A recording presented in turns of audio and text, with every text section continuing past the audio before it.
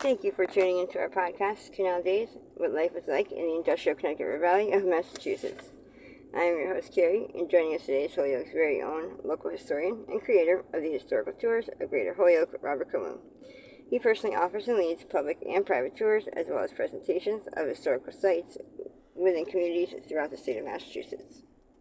Currently, the communities he has chosen to focus on this year are Holyoke, Chicopee, South Hadley, and East Hampton, and also Granby and Amherst as well. His tours spotlight the local canals, reservoirs, cemeteries, and churches, as well as various parks, streets, and selected historical houses within each community.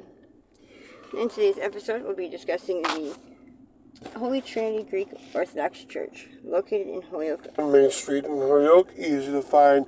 It's across from Nueva Esperanza. It's on the side of Hamilton Street, and has a blue rounded steeple or cupola in the back. And so, like old Greek churches, it's kind of on the square format. And we're going to talk about today is the history of the church, and then the history of the bell along the side, and how active is this church organization, and anything else that comes up.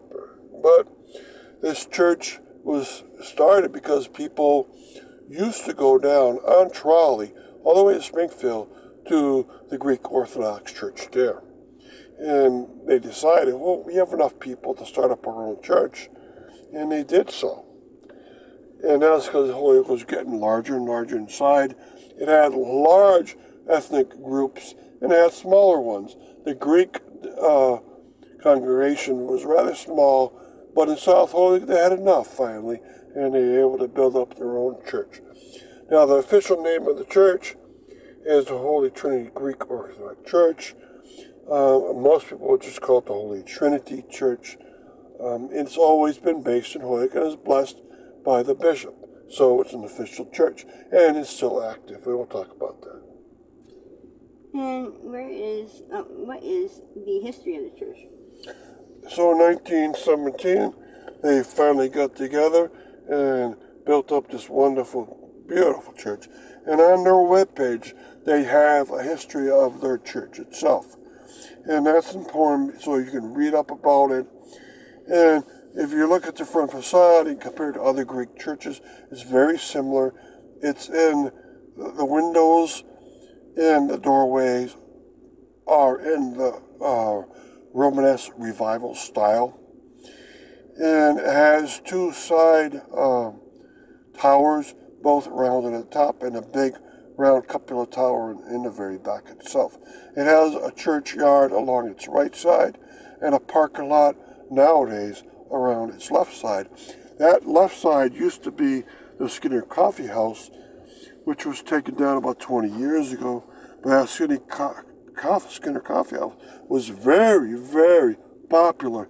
It was for women and children to come during the daytime hours, get supplies, food, and get some coffee, of course.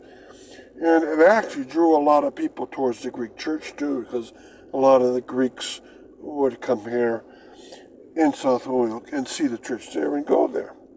So it has also a church bell along its side, and I'm going to tell you that history, too, along the way.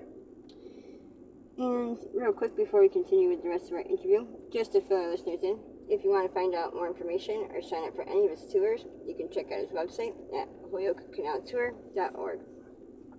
There you can also find videos and podcasts of the stops along each of his tours, as well as photos and text of the historical sites throughout as well.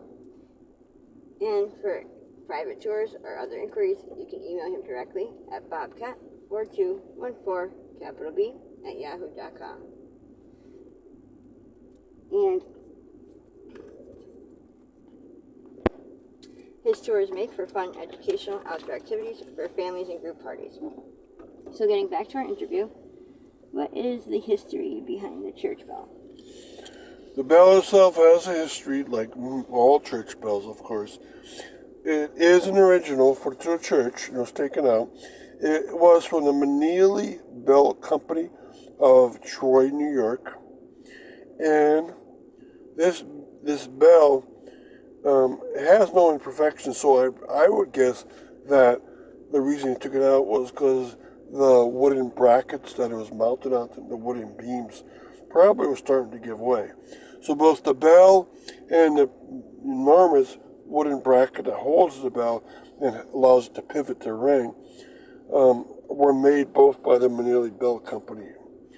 And it's quite beautiful. They took it out, they put it in the churchyard along its right side. And now someone built up a beautiful Wikipedia page just for this company. And it was made in 1826. And I believe it lasted a very long time, up into the 1960s. And a lot of churches have these.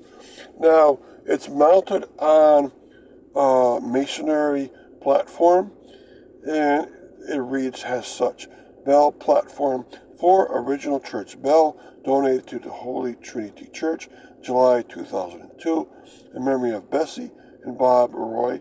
May their memory be eternal. All right, so that's a nice gift, and it's great to see a lot of churches have done this. They can no longer support their bells up in the steeples. So the Holy Rosary Church of Chicopee has done it. The St. Mary's Church of Westfield has done it and put it into a beautiful outdoor enclosure with a lot of historical plaques to explain it. I hope they do it other places. The Rosary Church of Holyoke has done it and mounted it, and it's outside, and it's been outside for half a century now. So it's a great way of keeping the bell around and keeping history around. And how active is the organization? All right, the church is quite active, and I've gone to Mass there before. I've gone inside maybe 3 times. It's gorgeous inside. Most Greek Orthodox churches are gorgeous inside. They have a few frescoes, and the outside is very stable and in great shape. It's about 107 years old now, and it's still in wonderful shape itself. Every year they have a Greek festival within its churchyard. I've been to one of them, and it's quite fun to go there because the Greeks love to have certain kinds of food, and it's quite delicious, of course.